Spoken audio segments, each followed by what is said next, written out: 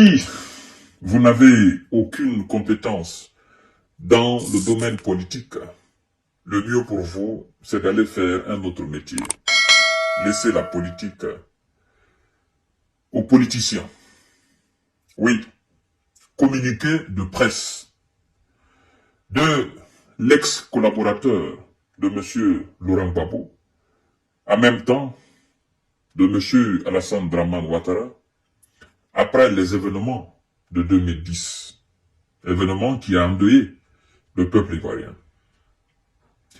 Ex-premier ministre de Dramane Ouattara et ex-président de l'Assemblée, si je ne fais pas erreur.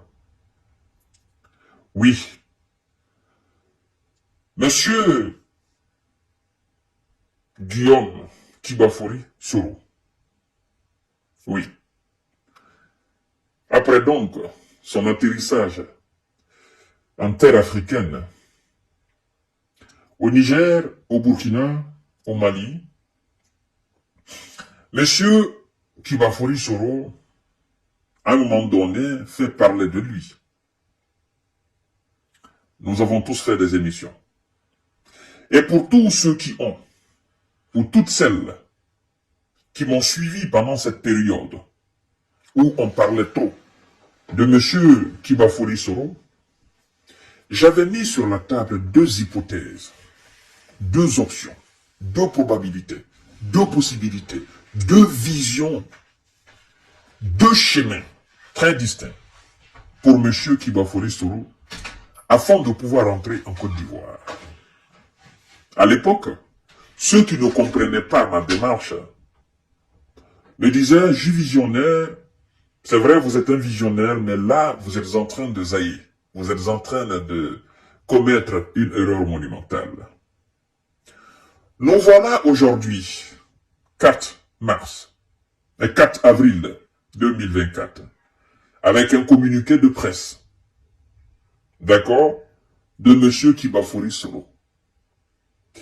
Chères dames, chers messieurs, chères demoiselles, avant que je ne revienne sur mes sorties sur M. Sorobium, quand il était nouvellement arrivé au Niger, après alors son exil en Turquie,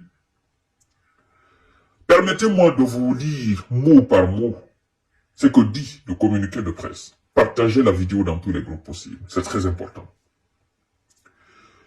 À l'occasion, communiqué de presse, à l'occasion du double carême chrétien et musulman, l'ancien premier ministre Guillaume Kibafori Soro a téléphoné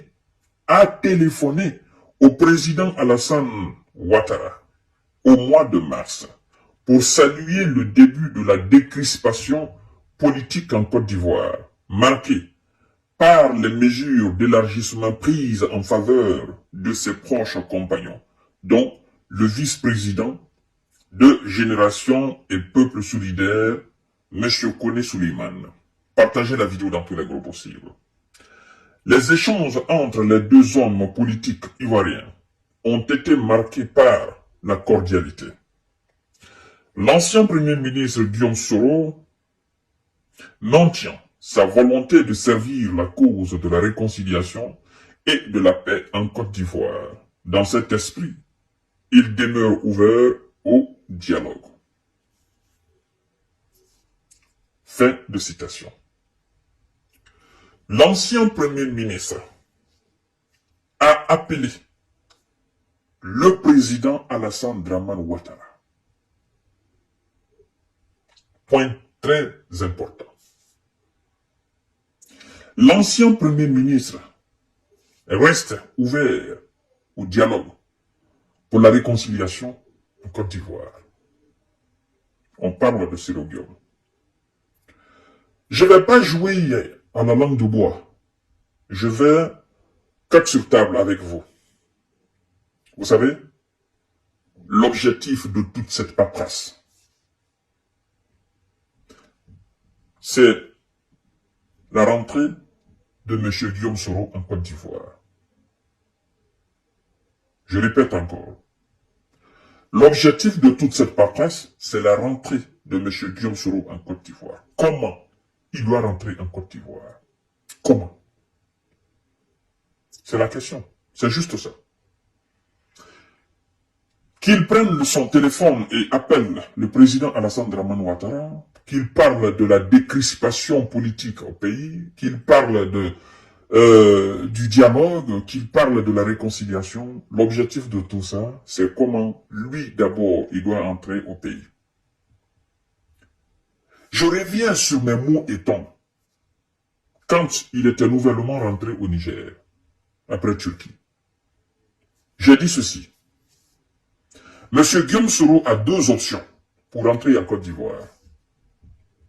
La première option, en tant qu'homme politique qui aspire à gouverner un peuple de millions d'habitants et qui ne veut pas gouverner des cadavres, la première option est de passer par la voie de négociation pour pouvoir entrer en Côte d'Ivoire. Ça sera l'option la plus responsable, l'option politiquement appréciable, l'option la plus salutaire, l'option la plus, appréciable. Négocier son entrée avec le président Alassane Dramane Ouattara. Et donc, le camp Alassane Dramane Ouattara. Parce que vous devez savoir, il ne s'agit plus seulement d'Alassane Dramane Ouattara, mais il s'agit de son parti politique. Alassane Dramane Ouattara peut ne pas être le problème de M. Guillaume Soro. Mais il a un parti politique. Et ce parti est très bien implanté aujourd'hui en Côte d'Ivoire. D'accord?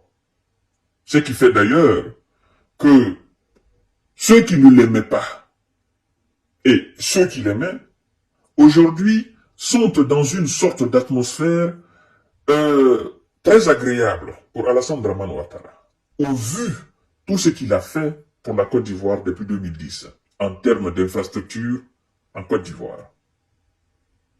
Vous savez, les slogans ont changé. C'est la réalité des choses. Et qu'est-ce qui a changé les slogans en Côte d'Ivoire? Vous n'allez pas me contredire. Même si je ne suis pas pour la politique de Ado, même si je ne suis pas pour sa politique régionale, pour sa politique concernant l'Afrique. Mais en ce qui est politique ivoirienne, sur la terre ivoirienne, j'ai toujours dit que s'il y a un véritable héritier de M. Houphouët-Boigny, c'est Alassane Dramane Ouattara. Vous comprenez?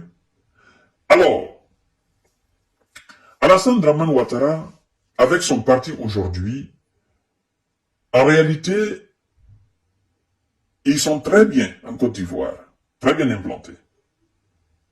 Vous comprenez? Et la probabilité demain, 2025, pour l'organisation des élections présidentielles, la probabilité pour que le pouvoir les échappe, cette probabilité est très faible. Je dois vous dire la vérité. Cette probabilité est très faible. Monsieur Guillaume Soro est un homme politique. Il aspire à devenir président en Côte d'Ivoire. Maintenant, comment avoir le pouvoir? D'abord, comment rentrer en Côte d'Ivoire? C'est l'obstacle premier de M. Guillaume Soro. Vous savez que, je crois bien, il y a un mandat d'arrêt contre lui. Il a affaire avec la justice ivoirienne, si je ne me trompe pas. Donc, j'ai dit à M. Guillaume Soro, l'option qui est politiquement correcte, ça sera de négocier avec Alassane, le clan Alassane, de pouvoir rentrer en Côte d'Ivoire et de, en quelque sorte, pouvoir participer aux élections présidentielles paisiblement. Vous comprenez? Mais le camp d'Alassane est aussi conscient de la cote de Guillaume Soro, de ce qu'il est capable s'il venait à participer à une élection présidentielle en Côte d'Ivoire, sans être inquiété. Vous comprenez? Ça, c'était ma première option, quand j'ai parlé de Guillaume Soro.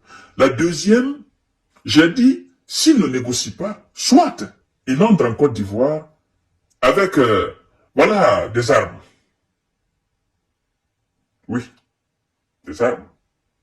Il entre en Côte d'Ivoire avec la force. Vous comprenez? Mais je dis, cette deuxième option, il risque de faire très mal au pays. Très très mal. Et je crois d'ailleurs, la plupart des observateurs très réfléchis n'opteront jamais pour cette deuxième phase, pour cette deuxième option. Parce que tout ce qu'on est en train de parler aujourd'hui là, tout ce que Guillaume Soro est en train de faire, c'est comment rentrer en Côte d'Ivoire et comment participer aux élections présidentielles en Côte d'Ivoire. Tous les restes là, ce ne sont que des blabla. Tout tourne autour de ça. Vous comprenez?